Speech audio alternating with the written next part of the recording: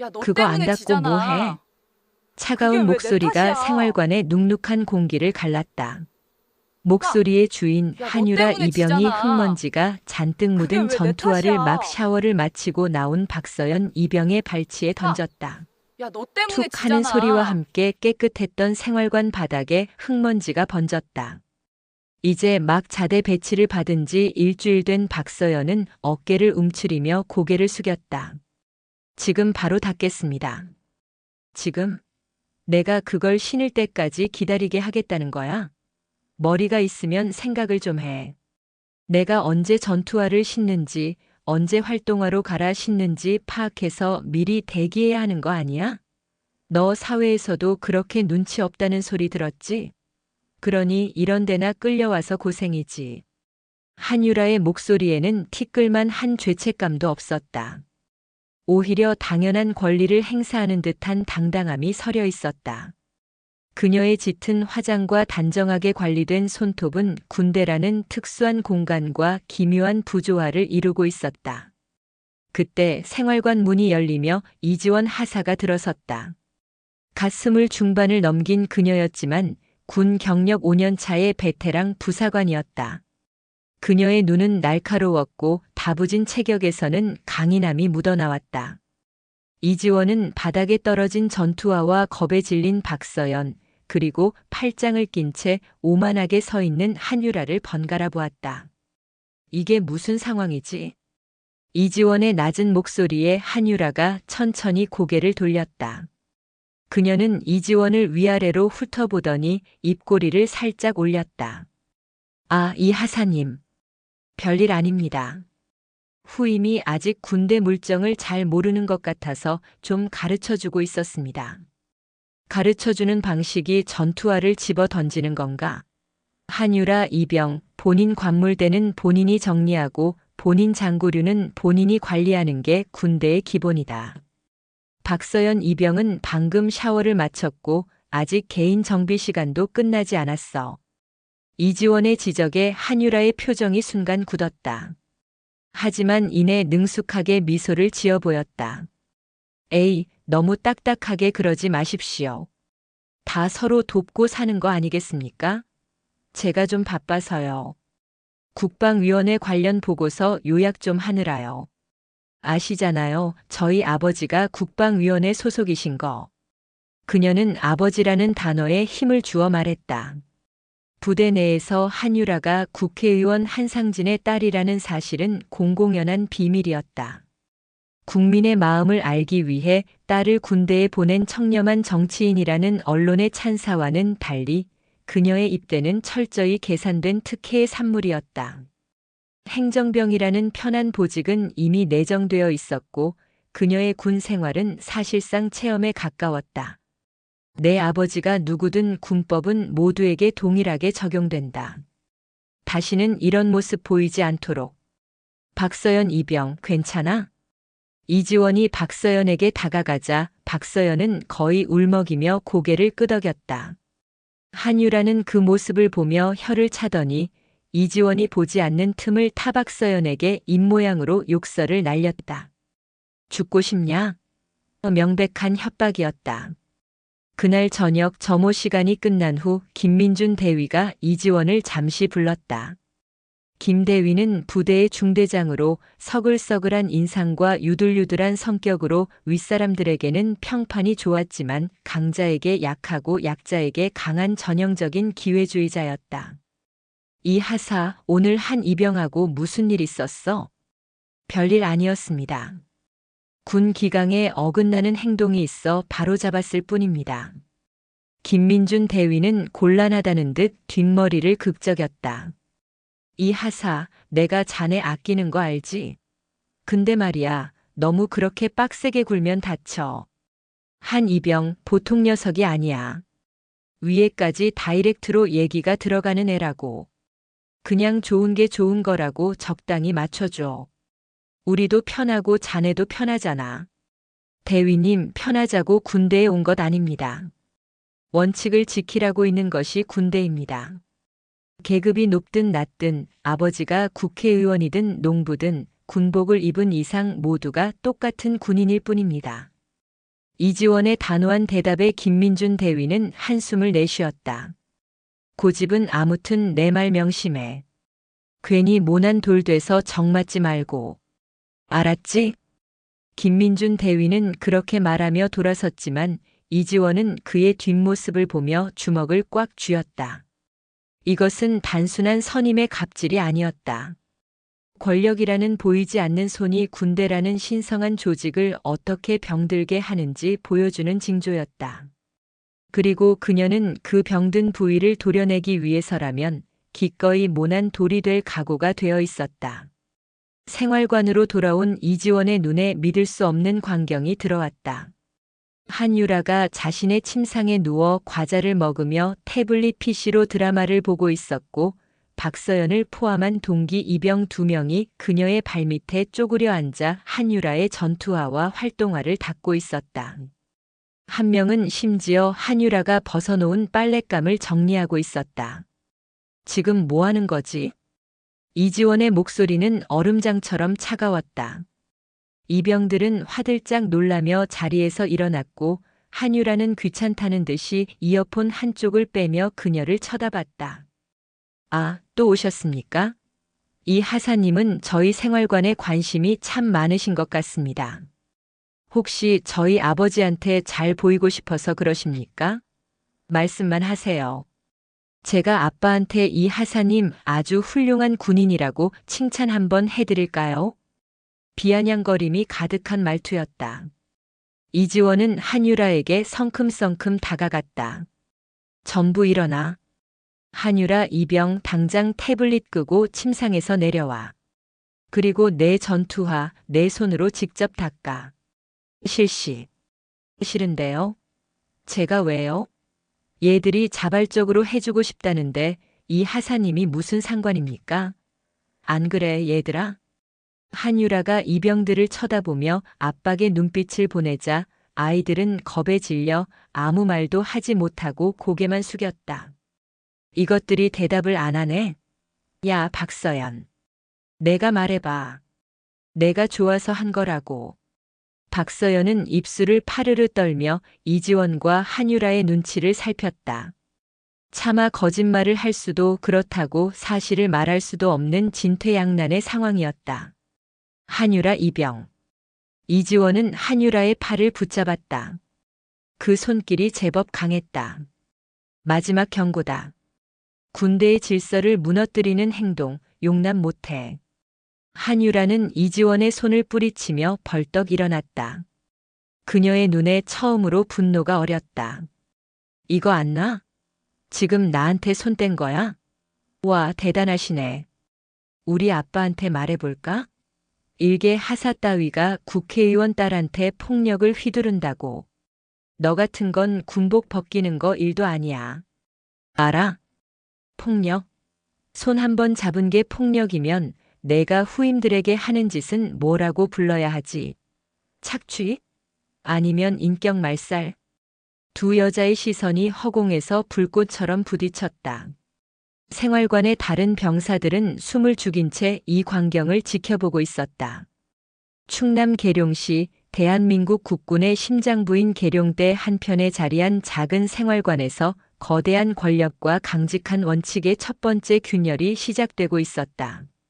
그리고 그 균열은 앞으로 닥쳐올 거대한 폭풍의 전조에 불과했다. 한유라와의 첫 충돌 이후 부대의 공기는 미묘하게 달라졌다. 이지원을 향한 김민준 대위의 압박은 더욱 노골적으로 변했고 다른 간부들 역시 그녀를 슬슬 피하는 기색이 역력했다. 그들은 한유라라는 시한폭탄을 건드린 이지원을 골칫덩어리 취급했다. 하지만 이지원은 위축되지 않았다. 오히려 그녀의 눈은 더욱 형형하게 빛났다. 한유라의 갑질은 날이 갈수록 대담해졌다. 그녀는 훈련이란 훈련은 교묘하게 모두 빠져나갔다. 아침 구보 시간에는 생리통을 핑계댔고 각계 전투 훈련이 있는 날에는 의무실에서 편두통 진단서를 끊어왔다. 그러면서도 그녀는 자신의 업무인 행정 서류 처리는 모두 후임들에게 떠넘겼다. 박서연은 거의 한유라의 개인 비서나 다름없었다.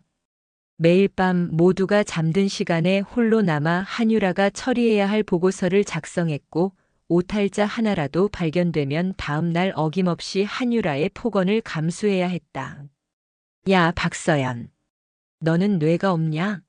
아니면 뇌가 있는데 생각을 안 하는 거야? 이따위로 보고서 써놓고 잠이 와? 내 부모님은 너 이렇게 일 처리하는 거 아시니? 진짜 어떤 집구석에서 자랐길래 애가 이 모양이냐? 한유라는 서류 뭉치를 박서연의 얼굴에 집어 던졌다. 종이 뭉치였지만 제법 무게가 실려 있어 박서연의 이마가 빨갛게 부어올랐다. 죄송합니다. 죄송하면 다야? 내깐년이 죄송하다고 하면 내가 밤새워서 이거 다시 해야 하는 게 없어져. 아, 진짜 짜증나네. 너 같은 거랑 같은 공간에서 숨 쉬는 것만으로도 토 나올 것 같아. 아빠 잘 만나지 그랬냐? 그럼 이런 개고생은 안 해도 되잖아. 안 그래? 그때였다. 생활관으로 들어서던 이지원이 그 광경을 목격했다. 한유라 이병. 이지원은 분노를 억누르며 소리쳤다. 그녀는 곧장 박서연에게 다가가 이마의 상처를 살폈다. 지금 이게 무슨 짓이야? 동기에게 서류를 던지고 폭언을 해? 이게 군대에서 용납될 수 있는 행동이라고 생각하나? 한유라는 태연하게 의자에 등을 기댔다. 이제 그녀는 이지원의 분노를 즐기는 것처럼 보였다. 또 이 하사님이십니까? 전 그냥 업무 지도를 한 것뿐입니다. 얘가 하도 일을 못해서요. 그리고 좀 큰 소리 낸 게 뭐 그리 대수라고 그러십니까? 우리 아빠는 회의 시간에 소리 더 크게 지르십니다. 다 잘 되라고 그러는 거 아니겠습니까? 궤변 늘어놓지 마.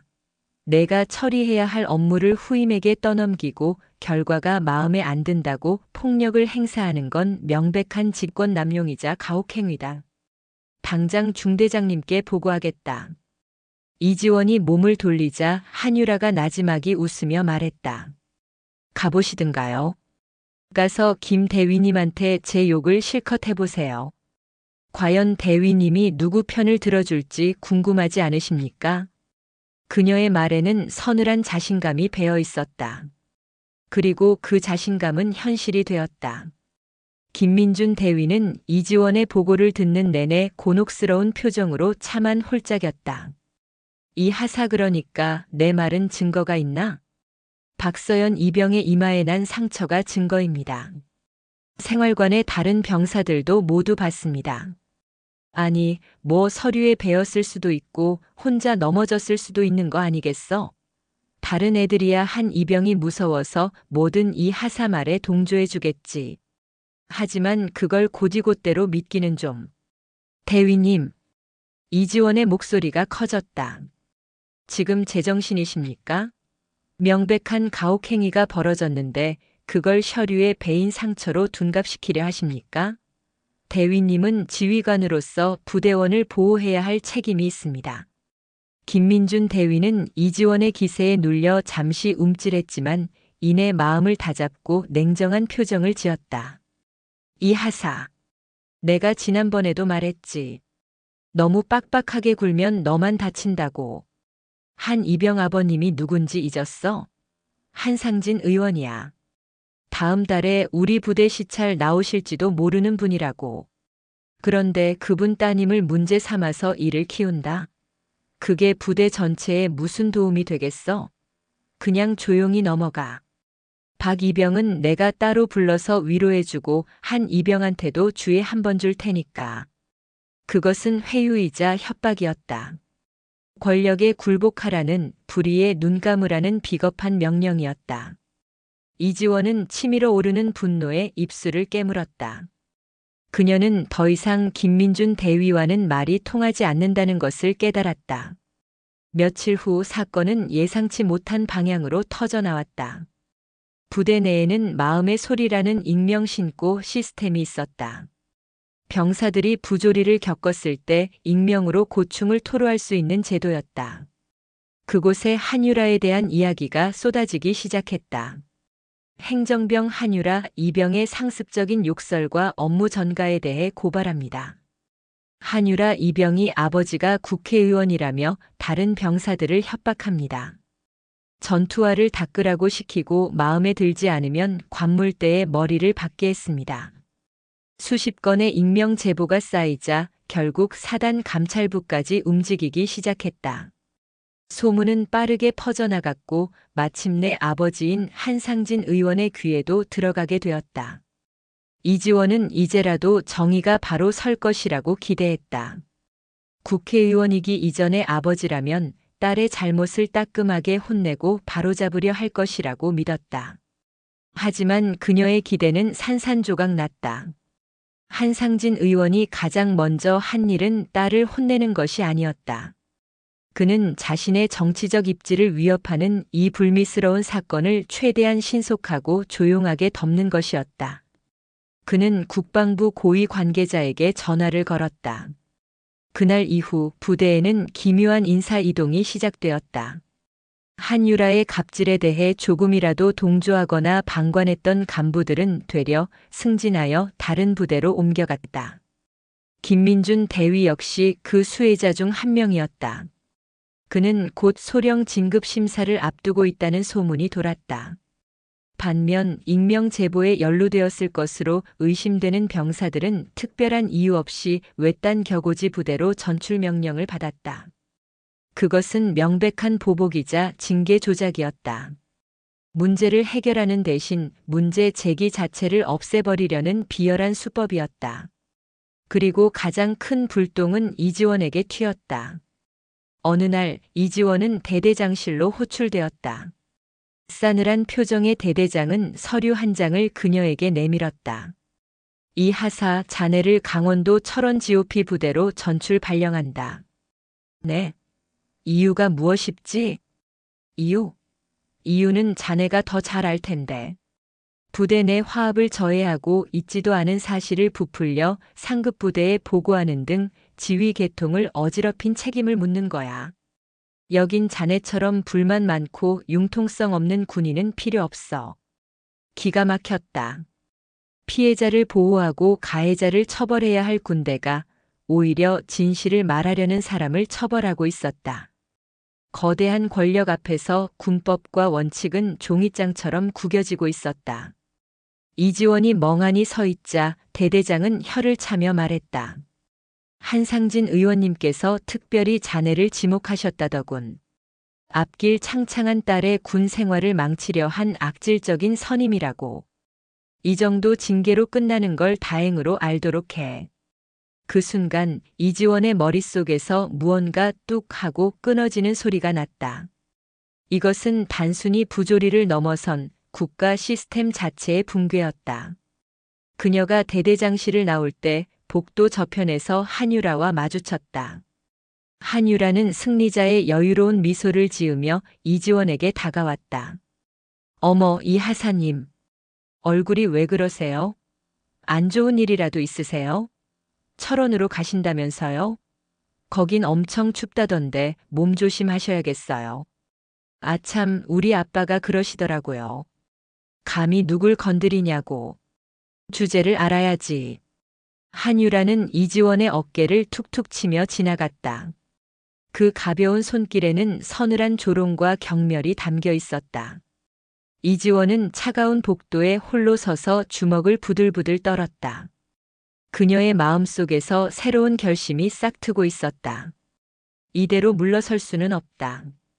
이대로 군대가 썩어가는 것을 지켜볼 수만은 없다. 설령 자신의 군복을 벗게 되더라도 이 싸움은 끝까지 해야만 했다. 철원 전출 명령은 이지원에게 사형 선고나 다름없었다. 최전방 GOP 근무는 육체적으로 고될 뿐만 아니라 사실상 그녀의 군 경력에 문제아라는 낙인을 찍는 행위였다. 그곳에서 무사히 복무를 마친다 해도 다시 중앙의 주요 보직으로 돌아오는 것은 불가능에 가까웠다.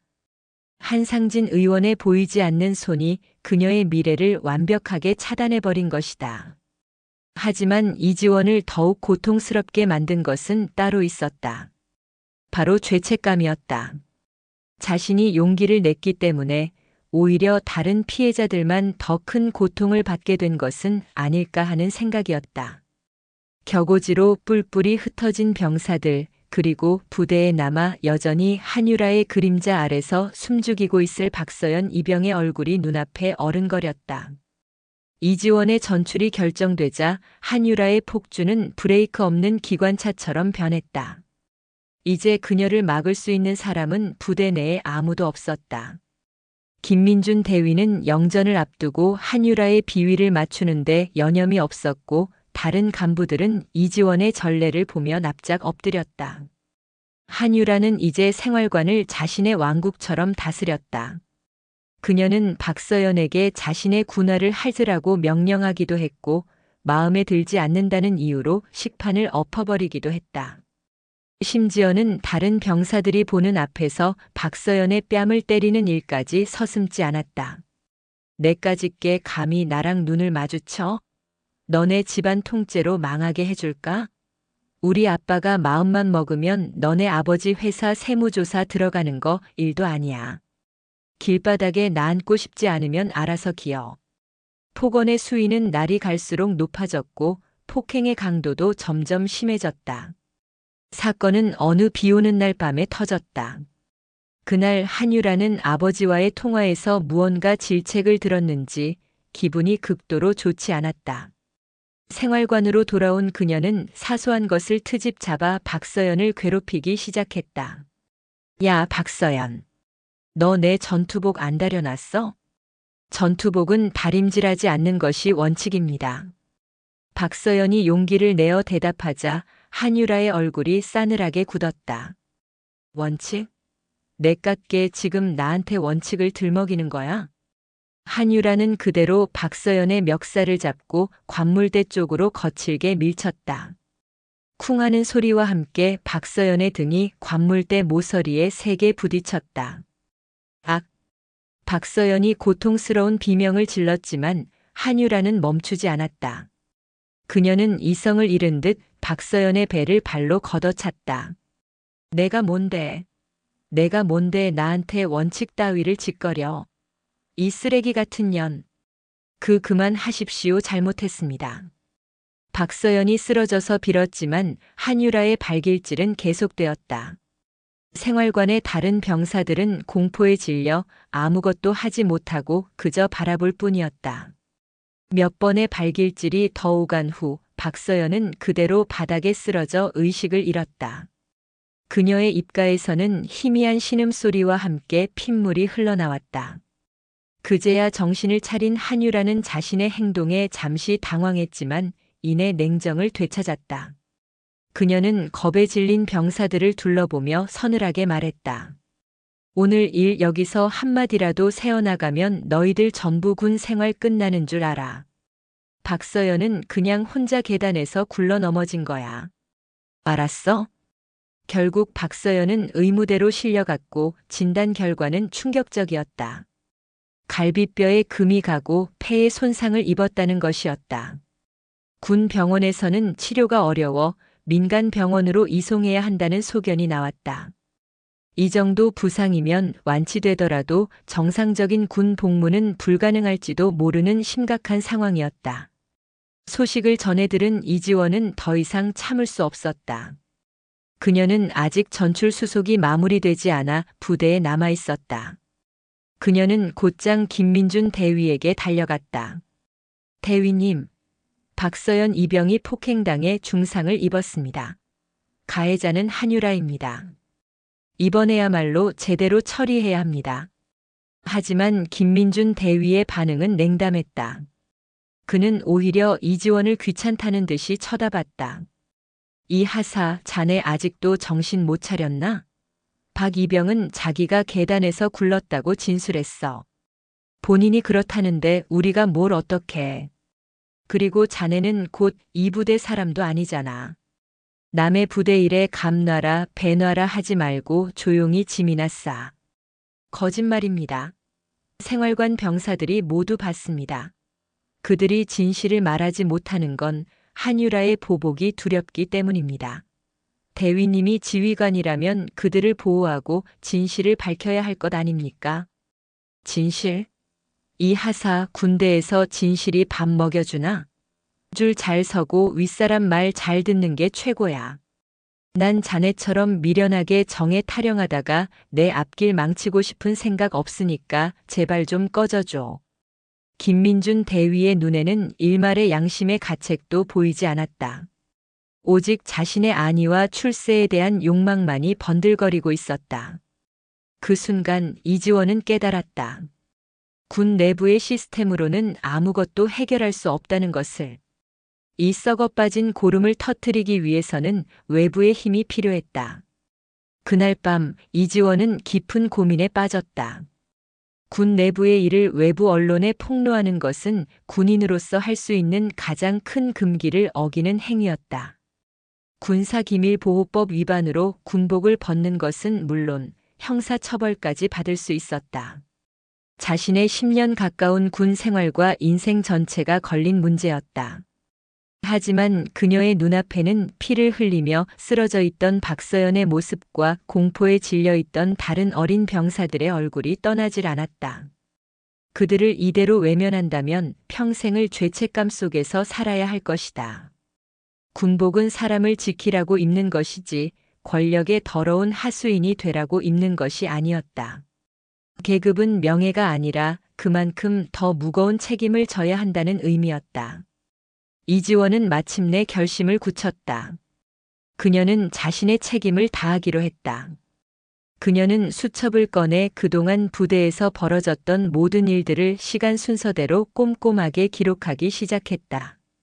한유라의 첫 갑질부터 김민준 대위의 회유, 한상진 의원의 외압, 징계 조작과 인사보복, 그리고 박서연 이병에 대한 잔혹한 폭행까지. 그녀는 자신이 목격하고 들었던 모든 것을 빠짐없이 적었다. 또한 용기를 내준 몇몇 병사들로부터 몰래 받은 증언과 박서연이 폭행당한 직후 찍어둔 사진 증거까지 확보했다. 모든 준비를 마친 이지원은 믿을 만한 언론사 기자에게 연락했다.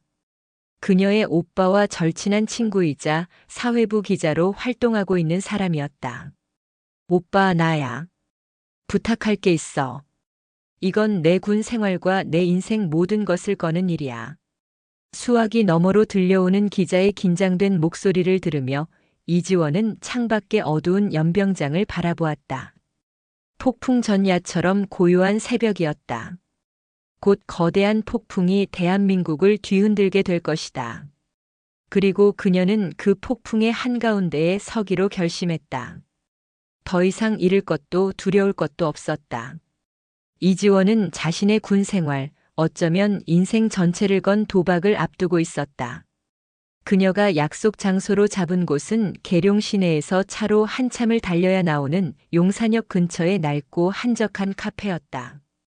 주말 오후였지만 카페 안은 텅 비어 있었다.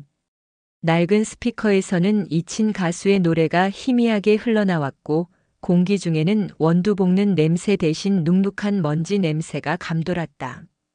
변장이라고 할 것도 없이 그녀는 그저 머리를 질끈 묶고 낡은 후드 티셔츠에 청바지를 입은 채였다. 하지만 그녀의 눈빛만큼은 그 어느 때보다 날카롭게 빛나고 있었다. 약속 시간 정각, 카페 문에 달린 작은 종이 울리며 한 남자가 들어섰다.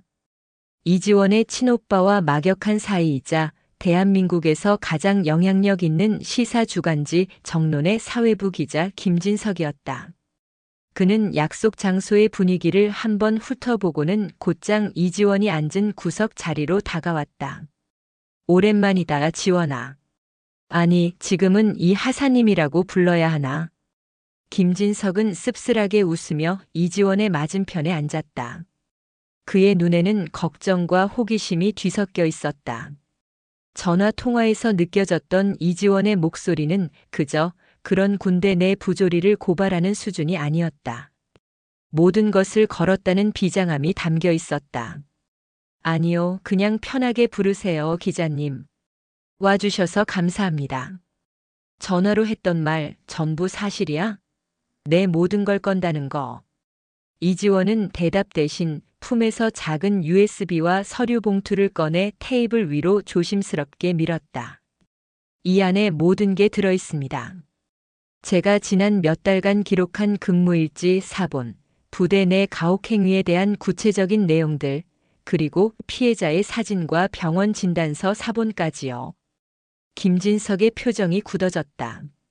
그는 말없이 서류 봉투를 열어 내용물을 확인하기 시작했다. 한유라라는 이름, 그리고 그 옆에 괄호로 적힌 한상진 국회의원 딸이라는 문구가 가장 먼저 눈에 들어왔다. 그의 미간이 좁혀졌다. 페이지를 넘길수록 그의 표정은 경악으로 물들어갔다. 전투화를 던져 닦으라고 시키는 것은 애교 수준이었다. 상습적인 폭언과 인격 모독, 업무 전가, 그리고 마침내는 갈비뼈 골절이라는 끔찍한 폭행 사건까지. 이것은 단순한 군대 내 부조리가 아니었다. 명백한 범죄였다. 이게 전부 사실이라고. 제가 군인의 명예를 걸고 맹세합니다. 단 하나의 거짓도 없습니다. 오히려 제가 기록하지 못한 더 심한 일들도 많았습니다. 더 끔찍한 것은 이 모든 사실을 부대 지휘관들이 알고도 묵인했다는 겁니다. 아니, 묵인을 넘어 적극적으로 은폐하고 조작했습니다. 한상진 의원의 압력 때문이었죠. 이지원은 김민준 대위의 회유, 대대장의 노골적인 협박, 그리고 자신에게 내려진 보복성 전출 명령에 대해서도 차분하지만 단호한 목소리로 설명했다. 모든 이야기를 들은 김진석은 깊은 한숨을 내쉬며 마른 세수를 했다. 기자 생활 10수년 수많은 부조리를 봐왔지만 이번 사건은 차원이 달랐다. 살아있는 권력이 어떻게 군대라는 폐쇄적인 조직을 뿌리부터 썩게 만드는지 적나라하게 보여주는 표본이었다. 지원아, 이거 터지면 너 무사하지 못해. 군사기밀보호법은 물론이고 상명예훼손까지 온갖 죄목이 다 붙을 거다. 군복 벗는 건 당연하고 최악의 경우엔 감옥에 갈 수도 있어. 정말 괜찮겠어? 김진석의 진심 어린 걱정에 이지원의 눈시울이 잠시 붉어졌다. 하지만 그녀는 이내 고개를 저었다. 괜찮지 않습니다. 두렵습니다. 제가 10년 가까이 지켜온 모든 것을 잃게 되겠죠. 하지만 군복 입은 제 후배가 권력자의 딸이라는 이유만으로 짐승처럼 맞아서 쓰러져 나가는 걸 보고도 침묵한다면 저는 평생 제 자신을 용서할 수 없을 겁니다.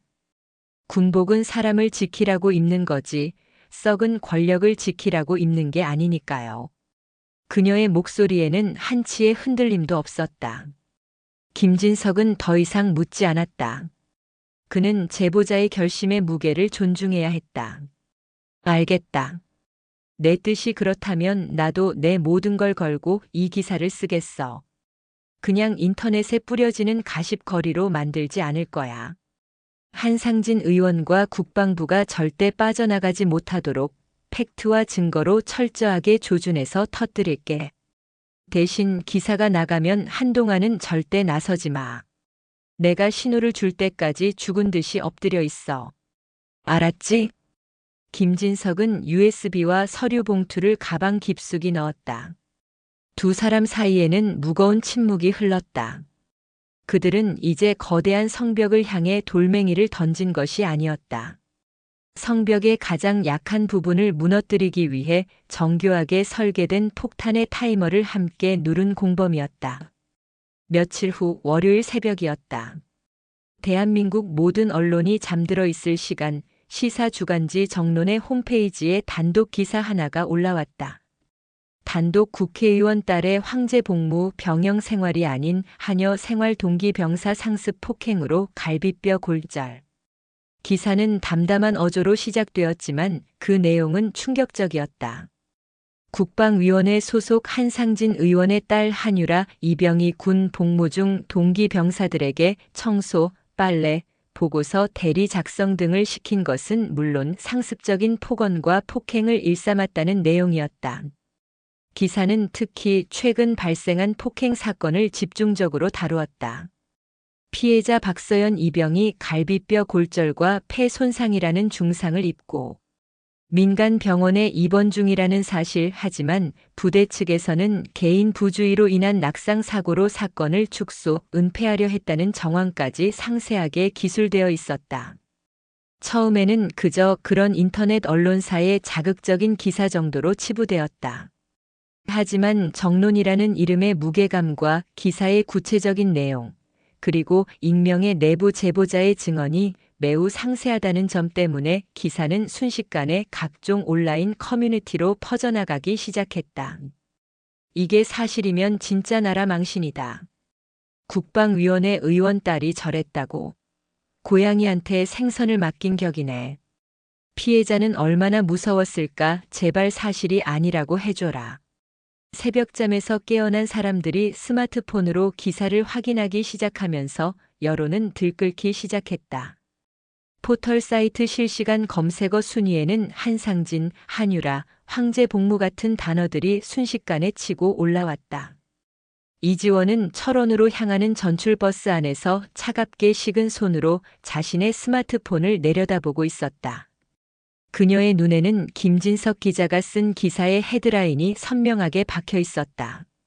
심장이 미친 듯이 뛰었다. 이제 주사위는 던져졌다. 거대한 폭풍이 몰려오고 있었다. 그녀는 그저 버스 창밖으로 빠르게 스쳐 지나가는 풍경을 바라보며 자신이 시작한 이 싸움의 끝이 과연 어디일지를 가늠할 뿐이었다.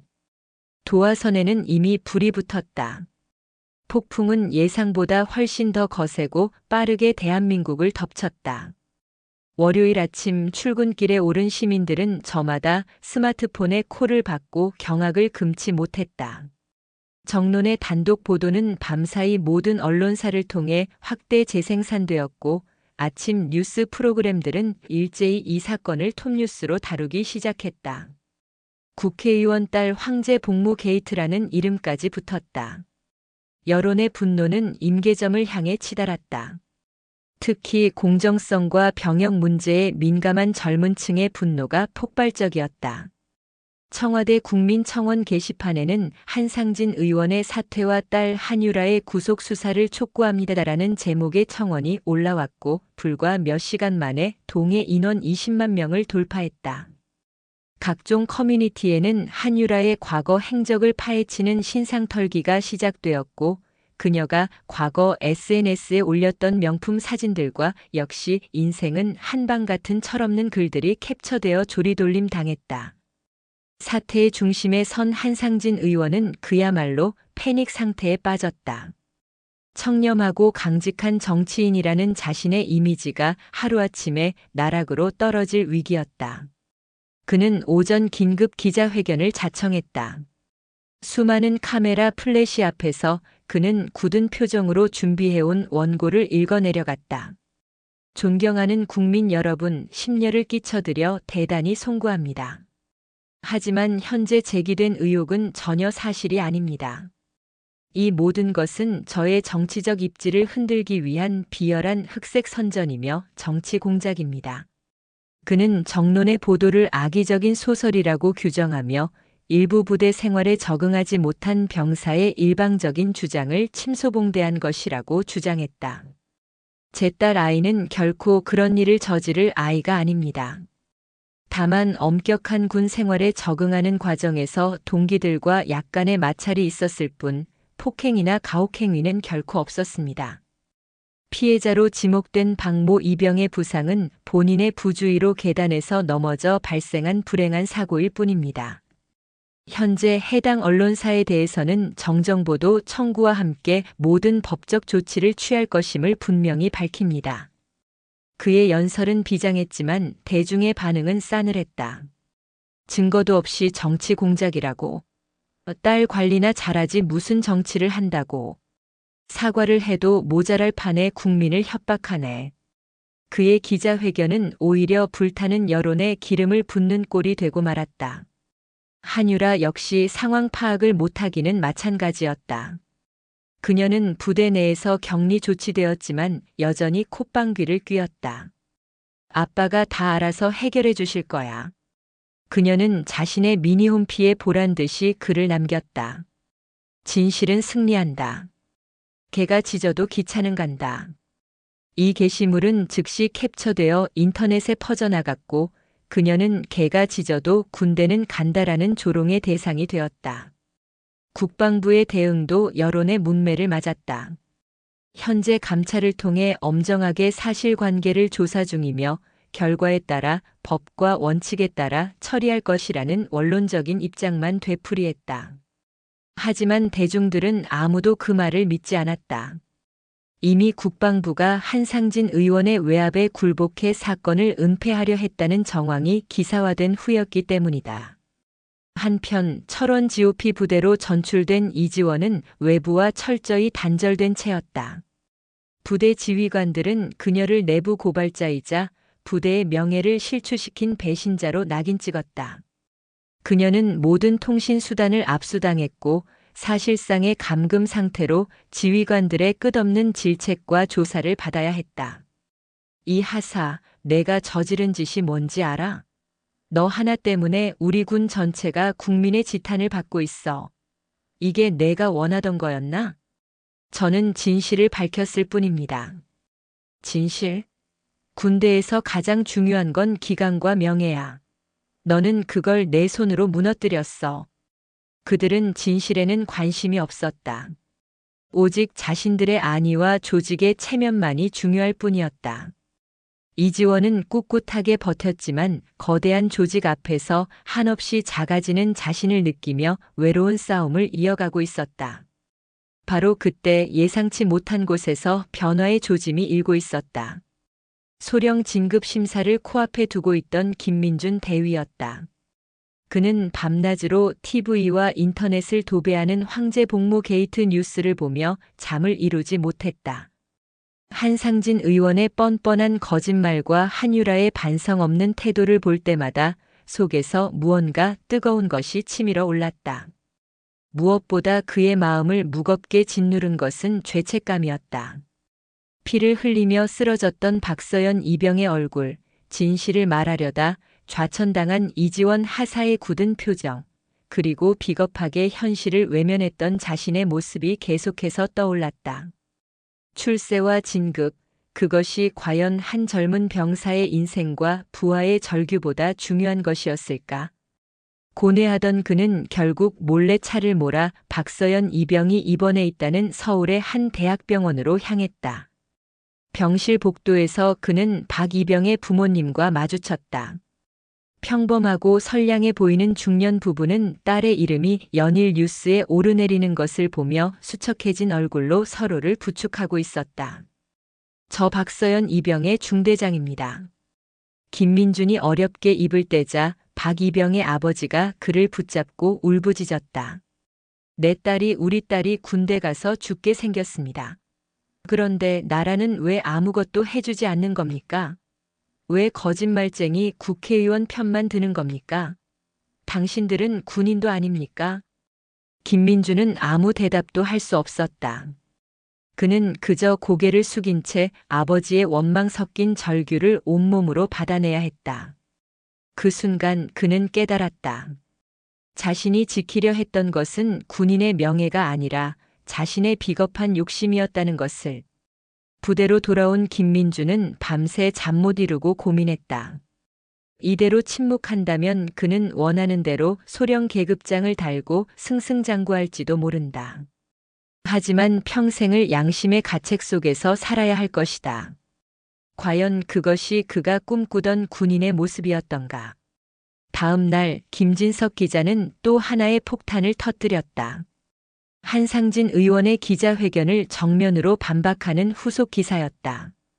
황제복무 피해자 진단서 단독 입수 단순 낙상 아닌 다발성 외력에 의한 골절. 기사에는 박서연 이병의 진단서 사본 일부가 모자이크 처리된 채 실려 있었다. 단순 낙상이라는 군의 초기 보고와는 전혀 다른 외부 충격에 의한 갈비뼈 골절 및 내부 장기 손상이라는 의사의 소견이 명확히 적혀 있었다. 이것은 한상진 의원과 국방부의 주장이 명백한 거짓말이라는 것을 입증하는 결정적인 증거였다. 여론은 다시 한번 뒤집혔다. 이제 분노는 의혹을 넘어 확신으로 변했다. 한상진 의원의 의원회관 앞에는 시민들이 몰려와 사퇴를 촉구하는 시위를 벌이기 시작했다. 그리고 그날 밤 김민준 대위는 떨리는 손으로 수화기를 들었다. 그는 인터넷에서 찾아낸 정론의 편집국 번호를 눌렀다. 그리고 마침내 연결된 김진석 기자에게 그는 굳은 결심이 담긴 목소리로 말했다. 김진석 기자님이십니까?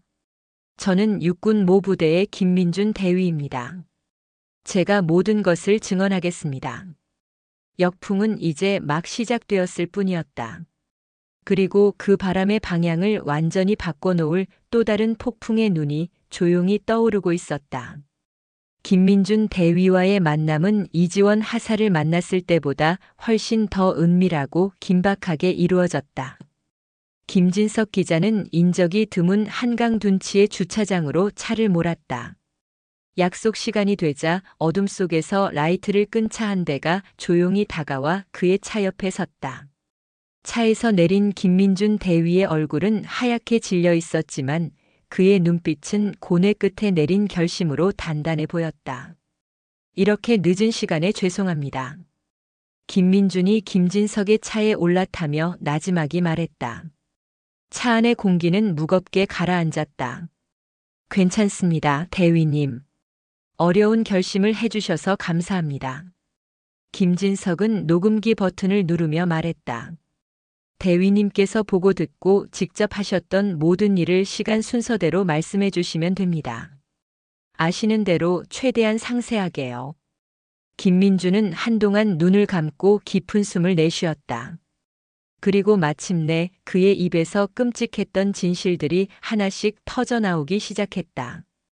그의 고백은 이지원의 제보를 완벽하게 뒷받침하는 것을 넘어 권력이 어떻게 군 내부의 자정 시스템을 체계적으로 파괴했는지를 보여주는 생생한 증언이었다.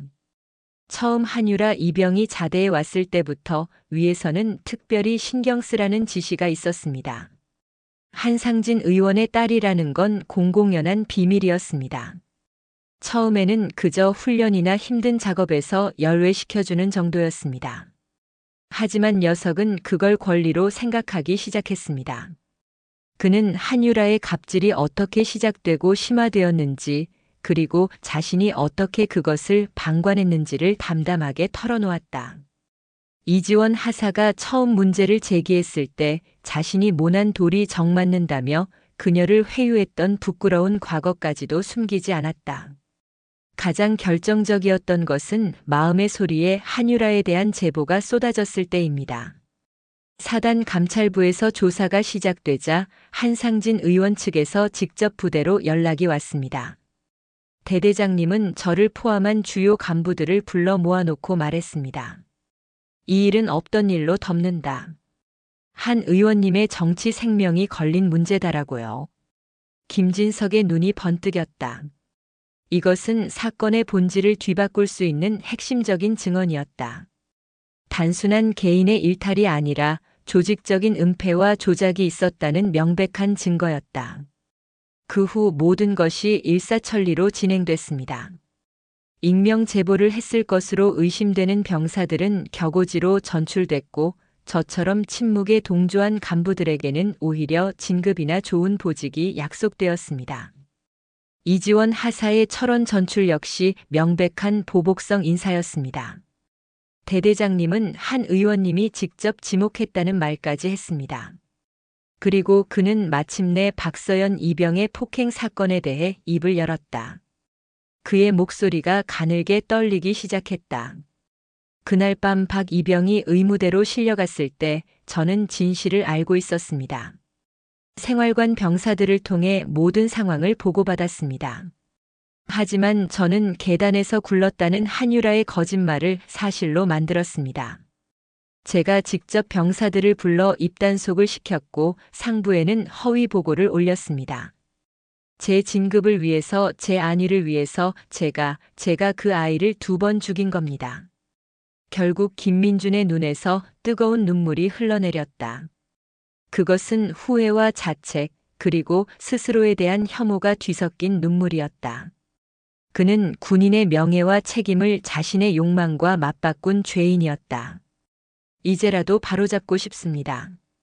제가 저지른 죄에 대한 벌 달게 받겠습니다. 이지원 하사와 피해 병사들에게 평생 속죄하며 살겠습니다. 그러니 제발 제 증언을 사용해서 이 썩어 빠진 고리를 끊어 주십시오. 그의 고백은 단순한 인터뷰가 아니었다. 그것은 한 군인이 자신의 모든 것을 내던지며 쏘아 올린 양심의 총성이었다. 다음 날 아침 대한민국은 또 한 번 발칵 뒤집혔다. 정론의 홈페이지 헤드라인은 그 어떤 기사보다도 강력하고 단호했다. 내가 모든 것을 은폐했다. 현역 육군 대위의 충격 고백, 황제 복무 게이트의 모든 진실. 기사에는 김민준 대위의 실명과 계급이 그대로 공개되었다. 그가 털어놓은 조직적인 은폐, 한상진 의원의 외압, 보복성 인사조치 등 모든 내용이 가감없이 실렸다. 기사의 파괴력은 이전과는 비교할 수 없을 정도였다. 현역 장교가, 그것도 사건의 핵심 관계자가 실명으로 내부 고발을 한 것은 전례 없는 일이었다. 이 기사는 한상진 의원과 국방부의 모든 변명에 대한 완벽한 사망 선고였다. 정치 공작이라는 주장은 설 자리를 잃었고 조사 중이라는 말은 국민에 대한 기만으로 낙인 찍혔다. 상황은 이제 그 누구도 통제할 수 없는 국면으로 접어들었다. 한상진 의원이 속한 여당 지도부는 긴급 최고위원회의를 열고 그의 자진 탈당을 권유했다. 사실상의 출당 조치였다. 대통령실에서도 한 점 의혹 없이 철저하게 수사하여 엄벌에 처하라는 강력한 메시지가 나왔다. 마침내 검찰이 움직이기 시작했다. 서울중앙지검은 특수부를 중심으로 한 특별수사팀을 꾸리고 곧바로 국방부와 해당 부대에 대한 대대적인 압수수색에 착수했다. 한상진 의원의 의원회관과 자택 역시 압수수색 대상에 포함되었다. TV 뉴스에서는 검찰 수사관들이 파란색 압수수색 상자를 들고 의원회관으로 들어가는 장면이 하루 종일 생중계되었다. 한때 거대한 권력의 상징이었던 그곳은 이제 범죄의 현장으로 전락했다. 자신의 사무실에서 망연자실하게 뉴스를 보던 한상진 의원의 얼굴에는 핏기가 사라져 있었다. 쉴 새 없이 울리는 전화를 그는 받지 않았다. 모든 것이 끝났다는 것을 직감했다. 비겁한 침묵을 지키던 부하의 양심의 총성이, 그가 수십 년간 쌓아 올린 철옹성 같던 권력의 탑을 한순간에 무너뜨린 것이다. 같은 시각 군 검찰 수사관들이 김민준 대위의 사무실을 찾아왔다. 그는 담담한 표정으로 자리에서 일어나 수갑을 받아들였다. 창밖으로 보이는 연병장의 펄럭이는 태극기를 바라보며 그는 비로소 무거운 짐을 내려놓은 듯한 기묘한 해방감을 느꼈다. 비록 죄수복을 입게 될지라도 이제야말로 그는 떳떳한 군인이 된 것만 같았다. 사냥꾼은 이제 사냥감이 되었고 정의의 심판을 향한 마지막 문이 열리고 있었다. 김민준 대위의 양심 선언은 둑을 무너뜨린 최초의 균열이었다. 그의 폭로는 걷잡을 수 없는 급류가 되어 한상진 의원과 국방부라는 거대한 성벽을 향해 맹렬하게 돌진했다. 검찰의 압수수색으로 시작된 심판의 서막은 대한민국의 모든 이목을 집중시키며 그동안 권력의 그늘 아래 숨겨져 있던 추악한 진실들을 하나씩 수면 위로 끄집어내기 시작했다. 서울중앙지검 특별수사팀의 움직임은 신속하고 단호했다. 가장 먼저 소환된 것은 사건의 핵심 부대 지휘관들이었다. 김민준 대위를 겁박하며 사건을 덮으려 했던 대대장은 검찰청 포토라인 앞에서 검찰 조사에 성실히 임하겠습니다라는 영혼 없는 말을 반복했지만 그의 얼굴은 사색이 되어 있었다. 그는 검찰 조사실에서 김민준 대위의 상세한 증언과 통화 녹취 파일, 그리고 그가 제출한 내부 보고서 원본 등을 마주하고는 결국 모든 것을 자백할 수밖에 없었다. 한상진 의원의 직접적인 압력이 있었으며 상부의 지시에 따라 어쩔 수 없이 사건을 은폐하고 이지원 하사에게 보복성 전출을 감행했다는 것이다. 성벽은 가장 약한 고리부터 무너지고 있었다. 대대장의 자백은 검찰의 칼날이 한상진 의원의 심장을 직접 겨눌 수 있는 길을 열어주었다. 한상진은 피의자 신분으로 검찰에 소환되었다. 불과 일주일 전만 해도 국회 국방위원회의 호랑이로 군림하던 그는 이제 수많은 카메라 앞에서 고개를 숙인 초라한 범죄 혐의자에 불과했다. 그는 여전히 정치적 탄압을 주장했지만 그의 목소리에는 더 이상 과거의 위세가 실려 있지 않았다. 검찰은 그에게 직권 남용, 위계에 의한 공무집행방해, 뇌물수수 사건 무마를 위해 국방부 고위 관계자에게 금품을 건넨 정황이 포착되었다 혐의를 적용했다. 그가 수십 년간 쌓아올린 정치적 자산과 인맥은 이제 그를 보호해주지 못했다. 오히려 그가 휘둘렀던 권력의 크기만큼 국민의 분노와 배신감은 더욱 커져만 갔다. 한편 군 검찰의 수사도 속도를 냈다. 사건의 시발점인 한유라는 부대 내 격리시설에서 군 검찰의 소환 조사를 받았다. 처음 소환되었을 때만 해도 그녀는 여전히 현실을 부정했다. 우리 아빠가 누군지 알아? 너희들 다 가만두지 않을 거야. 라며 수사관에게 고함을 치는 어리석음을 보이기도 했다. 하지만 수사관이 차가운 표정으로 책상 위에 증거물들을 하나씩 늘어놓자 그녀의 기세는 꺾이기 시작했다. 한유라 훈련병, 이건 박서연 훈련병의 진단서입니다. 다발성 외력에 의한 늑골 골절. 훈련병 주장대로 계단에서 한 번 굴러서 생길 수 있는 상처가 아닙니다. 이건 당시 생활관에 있던 모든 동기 훈련병들의 진술서입니다. 모두가 훈련병이 박서연 훈련병을 무차별적으로 폭행했다고 일관되게 진술하고 있습니다. 그리고 이건 김민준 대위의 자필 진술서입니다. 훈련병의 아버지가 어떻게 이 사건을 은폐하려 했는지 아주 상세하게 적혀 있군요. 결정적인 증거 앞에 그녀의 오만함은 모래성처럼 허물어졌다. 아버지라는 가장 강력한 방패가 이제는 자신을 겨누는 가장 날카로운 창이 되어 돌아온 현실을 그녀는 받아들일 수 없었다. 결국 그녀는 무너져 내렸다. 자신이 저질렀던 모든 가혹행위와 폭행, 그리고 아버지에게 거짓말을 해서 사건을 무마해달라고 부탁했던 사실까지 울면서 털어놓았다. 진실의 조각들은 제자리를 찾아가고 있었다. 그리고 그 조각들의 중심에는 모든 것을 시작했던 한 사람이 있었다. 철원 GOP에서 사실상의 감금 상태에 있던 이지원 하사에게 군 검찰 수사관들이 찾아왔다. 그녀는 더 이상 내부 고발자나 배신자가 아니었다. 사건의 진실을 밝힐 가장 중요한 참고인이자 목격자였다. 군 검찰청에 출두한 그녀는 담담하고 차분했다. 포토라인에 선 다른 이들과는 달리 그녀는 조금도 위축되지 않았다. 오히려 그녀의 눈빛은 군인의 명예와 자부심으로 가득 차 있었다. 조사실에서 그녀는 자신이 기록했던 근무일지를 바탕으로 처음 한유라의 갑질을 목격했던 순간부터 김민준 대위에게 묵살당했던 기억, 그리고 박서연이 폭행당했던 그날 밤의 참상까지 모든 것을 막힘없이 진술했다. 그녀의 진술은 감정에 치우치지 않았고 오직 객관적인 사실에만 근거했다. 그녀의 태도는 수사관들에게 깊은 신뢰를 주었고 그녀가 바로 이 썩어빠진 군 조직에 아직 희망이 남아있음을 보여주는 증거 그 자체였다. 그녀의 용기는 또 다른 용기를 낳았다. 서울의 대학병원에 입원해 있던 박서연 이병은 TV 뉴스를 통해 이지원 하사와 김민준 대위의 소식을 접했다.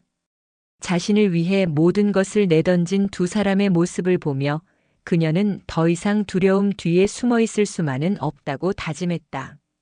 그녀는 부모님께 부탁해 군 검찰에 자신의 진술 의사를 전달했다.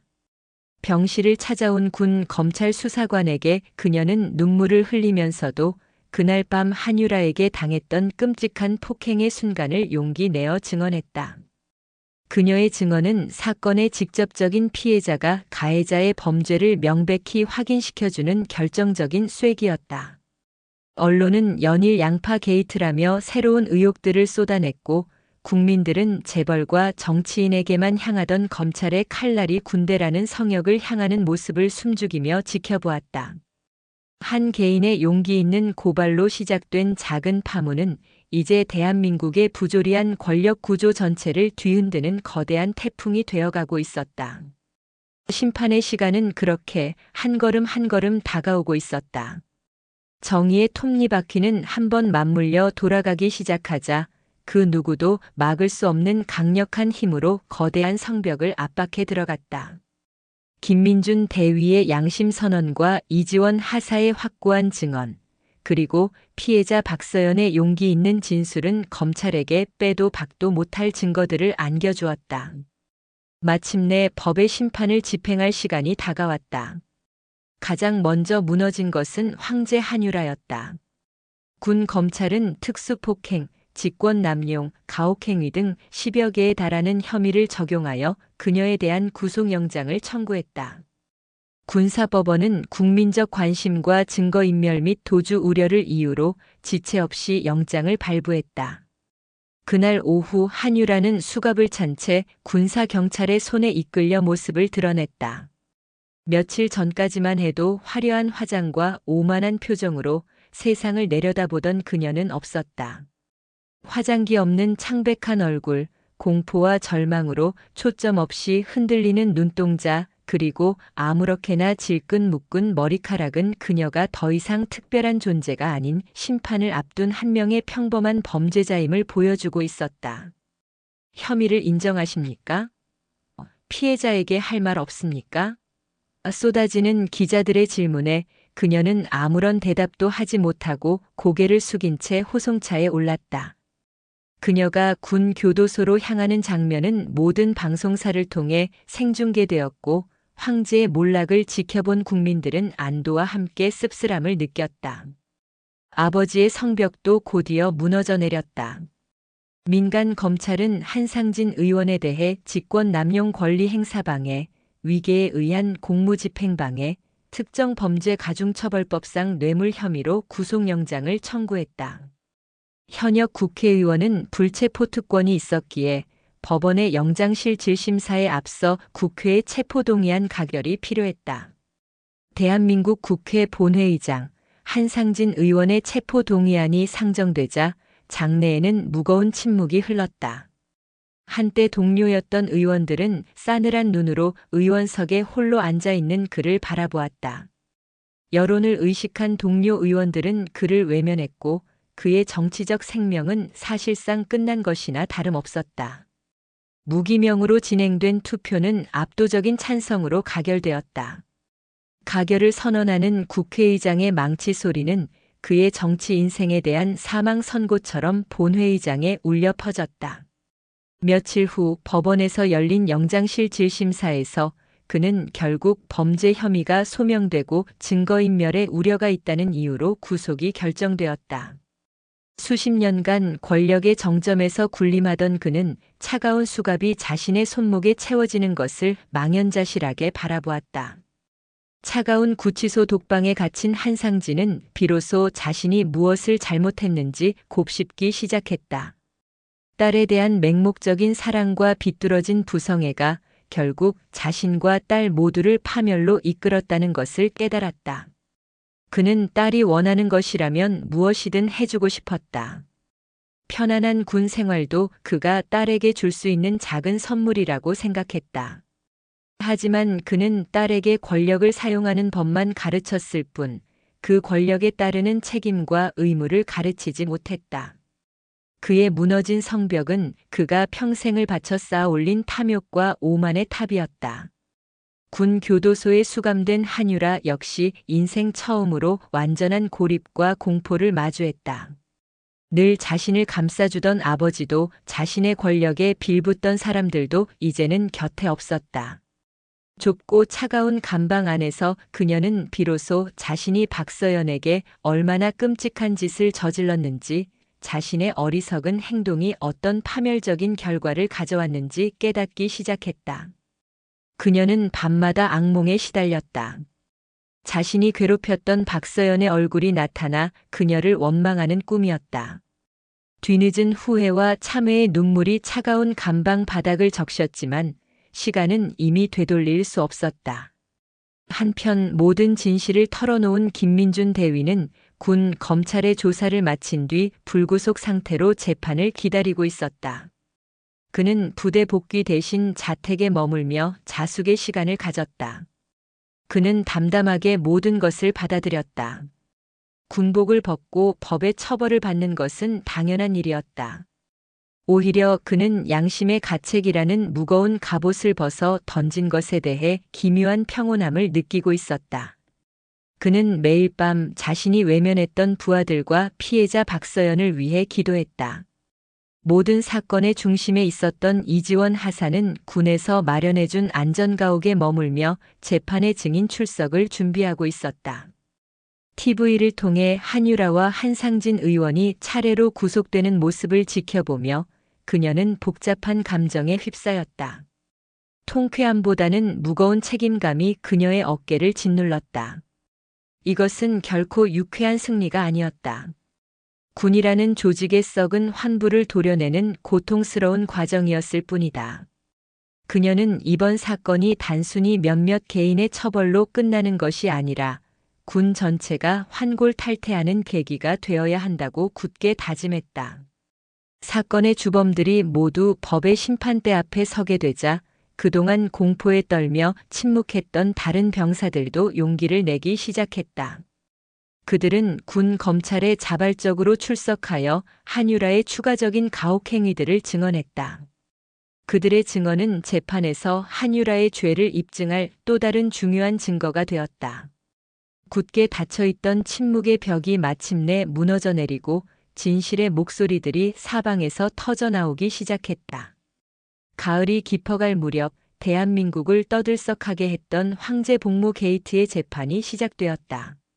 군사법원과 서울중앙지방법원 두 개의 법정에서 열리는 재판은 단순한 형사재판을 넘어 권력과 특권에 대한 준엄한 국민적 심판의 장이 되었다. 먼저 군사법원에서 한유라의 재판이 열렸다. 죄수복을 입고 법정에 선 그녀는 과거의 오만함은 온데간데 없이 헬쑥하고 겁에 질린 모습이었다. 검찰은 그동안 확보한 증거들을 바탕으로 그녀의 죄목을 하나하나 읊어내려갔다. 박서연 이병에 대한 특수폭행 및 상해, 다른 동기들에 대한 상습적인 가혹행위와 직권남용. 증인으로 출석한 박서연은 아직 회복되지 않은 몸으로 떨리는 목소리로 그날의 참상을 증언했다. 그녀의 증언에 방청석에서는 탄식이 터져나왔다. 뒤이어 증인석에 선 사람은 이지원 하사였다. 그녀는 흔들림 없는 눈빛으로 재판장을 바라보며 자신이 목격한 모든 부조리를 논리정연하게 진술했다. 그녀의 증언은 한유라 개인의 잘못을 넘어 이를 묵인하고 방조한 군 지휘부의 책임까지 명확하게 겨누고 있었다.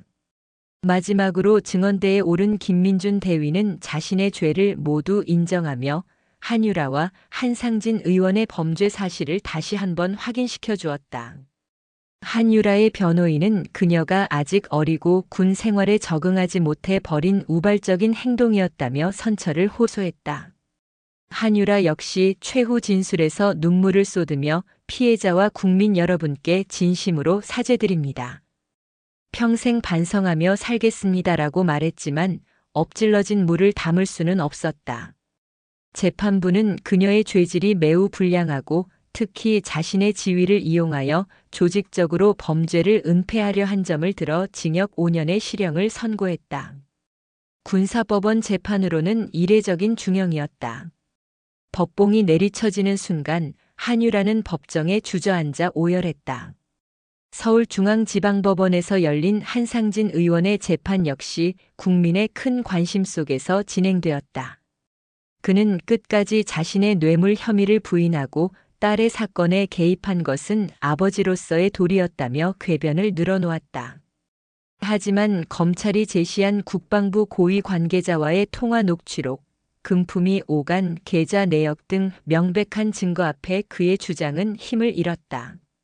재판부는 국민의 대표인 국회의원의 지위를 사적으로 남용하여 법치주의의 근간을 흔들고 군의 기강을 무너뜨린 죄가 매우 무겁다며 그에게 징역 7년과 거액의 벌금형을 선고했다. 그의 정치 인생은 가장 치욕적인 방식으로 막을 내렸다. 마지막으로 김민준 대위의 재판이 열렸다. 그는 모든 혐의를 인정하고 어떠한 변명도 하지 않았다. 재판부는 그의 직무유기와 허위보고 등 지휘관으로서의 책임을 엄중하게 물었다.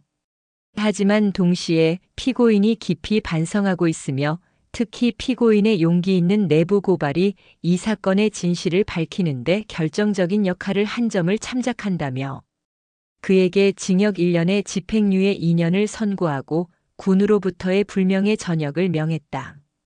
재판이 끝난 후 법정을 나서는 김민준에게 기자들이 몰려들었다. 그는 묵묵히 고개를 숙여 국민에게 사죄한 뒤 앞으로 평생 속죄하는 마음으로 살겠습니다라는 말을 남기고 조용히 법원을 떠났다. 법의 심판이 끝나자 이제 군의 자체적인 정화 작업이 시작되었다. 국방부는 대국민 사과를 발표하고 사건에 연루된 지휘관들을 모두 파면 조치했다. 그리고 가장 큰 관심을 모았던 이지원 하사에 대한 징계위원회가 열렸다. 일각에서는 그녀 역시 내부 정보를 유출한 책임을 물어야 한다는 목소리도 있었지만 여론은 그녀의 편이었다. 징계위원회는 오랜 논의 끝에 그녀의 행동이 군 내부의 자정 능력이 마비된 상황에서 공익을 위한 불가피한 선택이었으며 오히려 군의 명예를 지키기 위한 용기 있는 행동이었다고 결론 내렸다. 그녀는 징계 대신 참군 인상을 받게 되었고 육군 본부 감찰실로 보직을 옮겨 부대 내 부조리 방지 시스템을 새로 구축하는 중책을 맡게 되었다. 판결이 나온 날 TV 뉴스를 지켜본 국민들은 정의는 살아있다며 안도했다. 이 사건은 대한민국 사회에 깊은 메아리를 남겼다. 아무리 막강한 권력을 가진 자라도 법 앞에서는 평등하며 불의에 침묵하지 않는 한 사람의 용기가 세상을 바꿀 수 있다는 소중한 교훈을 남겼다. 재판이 모두 끝난 어느 맑은 가을날, 이지원은 박서연이 입원한 병원을 찾았다. 이제는 제법 건강을 회복한 박서연은 이지원을 보자 환하게 웃으며 격려를 했다. 두 사람은 병원 옥상 정원을 함께 걸으며 조용히 이야기를 나누었다. 이제 군대로 돌아가지 않을 생각입니다. 다른 길을 찾아보려고 합니다. 하지만 하사님 덕분에 평생 마음속에 군인으로서의 긍지를 품고 살아갈 수 있을 것 같습니다. 정말 감사합니다. 아니, 내가 더 고맙다. 끝까지 잘 버텨줘서. 두 사람은 말없이 파란 가을 하늘을 바라보았다. 길고 길었던 싸움은 끝났지만 진정한 시작은 이제부터였다. 이지원은 썩은 뿌리를 도려낸 이 땅에 다시는 똑같은 비극의 싹이 자라나지 않도록 정의의 씨앗을 심고 가꾸어야 할 무거운 책임감을 느끼고 있었다. 그 메아리가 군대뿐만 아니라 우리 사회 전체에 널리 퍼져나가기를 그녀는 간절히 소망했다. 재판의 소음이 잦아들고 차가운 겨울이 지나간 계룡대의 봄은 유난히 따스했다. 대한민국 국군의 심장부 육군 본부의 한 회의실에서는 낡은 관행을 부수고 새로운 희망을 심으려는 열띤 토론이 한창이었다. 토론의 중심에는 감찰실 병영문화혁신팀의 팀장이 된 이지원 상사가 있었다. 참군 인상 수상과 함께 그녀는 하사에서 중사로 특별 진급했고 자신의 모든 것을 걸고 지키려 했던 가치를 이제는 시스템으로 만들어낼 책임을 부여받았다. 현재의 마음의 소리 시스템은 익명성은 보장되지만 신고 이후의 과정이 투명하지 않습니다. 지휘관의 재량에 따라 얼마든지 묵살되거나 축소될 수 있다는 점이 이번 사건을 통해 명백히 드러났습니다. 제가 제안하는 정의의 등불 시스템은 신고 접수 즉시 신고자의 의사에 따라 군, 검찰 및 외부 시민감찰위원회에 자동으로 내용이 공유되는 이중 안전장치를 핵심으로 합니다. 이지원은 회의에 참석한 각 부대의 주임원사들과 법무관들 앞에서 흔들림 없는 목소리로 프레젠테이션을 이어갔다. 그녀의 눈빛은 한유라와 대치하던 그 시절처럼 날카로웠지만 이제 그 날카로움은 분노가 아닌 개혁에 대한 확신과 책임감으로 채워져 있었다. 처음에는 그녀의 파격적인 제안에 난색을 표하던 보수적인 간부들도 군에 대한 국민적 불신을 해소해야 한다는 절박함과 논리정연한 이지원의 설명에 점차 고개를 끄덕이기 시작했다. 회의가 끝난 후 백발이 성성한 한 주임원사가 그녀에게 다가와 조용히 말했다. 이 상사 정말 고생이 많네. 자네 같은 군인이 있어서 아직 이 군복을 입는 게 부끄럽지 않네. 끝까지 힘내주게. 따뜻한 격려에 이지원은 자신도 모르게 가슴이 뭉클해졌다. 길고 외로웠던 싸움이 결코 혼자만의 것이 아니었음을, 침묵하고 있었을 뿐 자신을 응원하는 건강한 다수가 군 내부에 존재했음을 확인하는 순간이었다. 그 같은 시간 군복을 벗은 박서연은 서울 노량진의 한 독서실에서 펜을 잡고 있었다. 폭행의 후유증으로 그녀는 의병 전역을 했지만 그녀의 얼굴에는 더 이상 과거의 그늘이 보이지 않았다. 오히려 또렷한 목표를 향해 나아가는 수험생의 총기로 반짝였다. 그녀는 심리학과 진학을 꿈꾸고 있었다. 자신처럼 마음의 상처를 입은 사람들을 치유하고 그들이 다시 일어설 수 있도록 돕는 사람이 되고 싶다는 새로운 꿈이 생긴 것이다. 가끔 그녀는 이지원과 짧은 메시지를 주고받았다.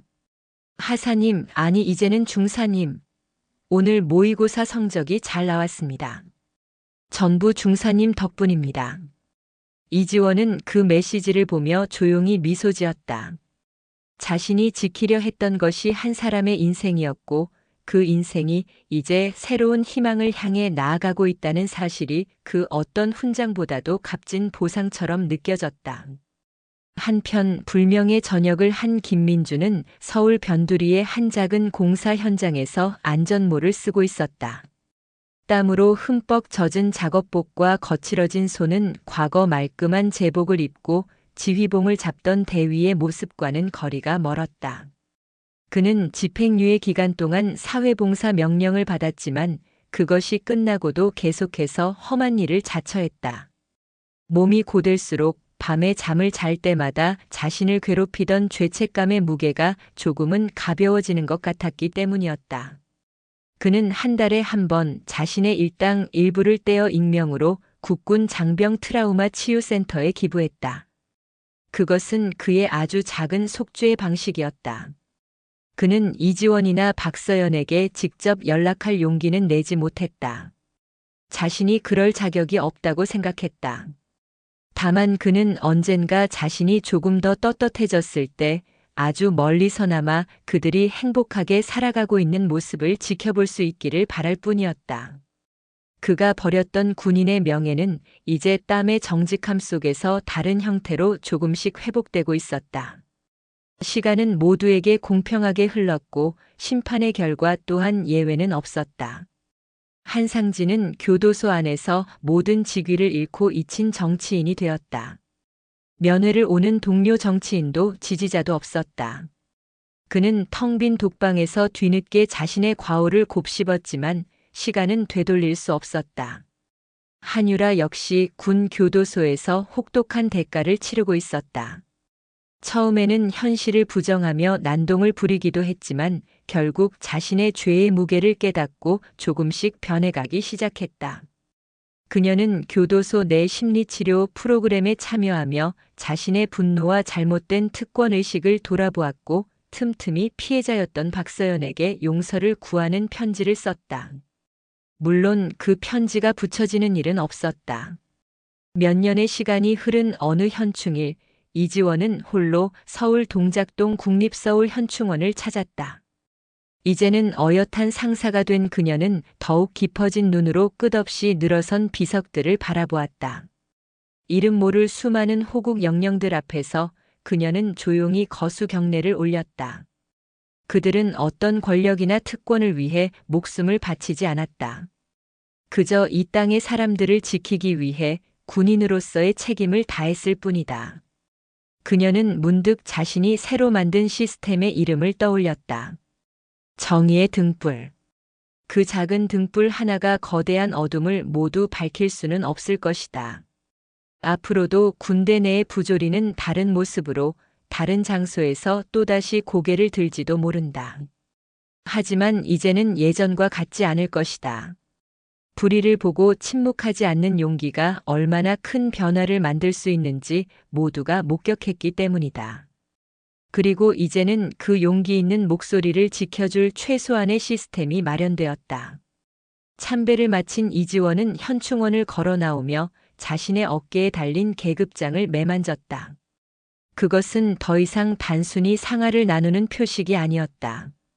그 무게만큼의 책임을 짊어져야 하는 수많은 이들의 희생과 눈물, 그리고 자신의 모든 것을 걸고 지켜냈던 신념이 담긴 상징이었다. 그녀는 파랗게 펼쳐진 서울의 하늘을 바라보며 나지막이 되뇌었다. 군복은 사람을 지켜야지 권력을 지켜선 안 된다. 계급은 명예가 아닌 책임이다. 그것은 그녀가 평생을 바쳐 지켜나갈 자신만의 대답이자 이 땅의 모든 군인들에게 던지는 영원한 질문이었다. 정의의 메아리는 이제 시작되었을 뿐이었다.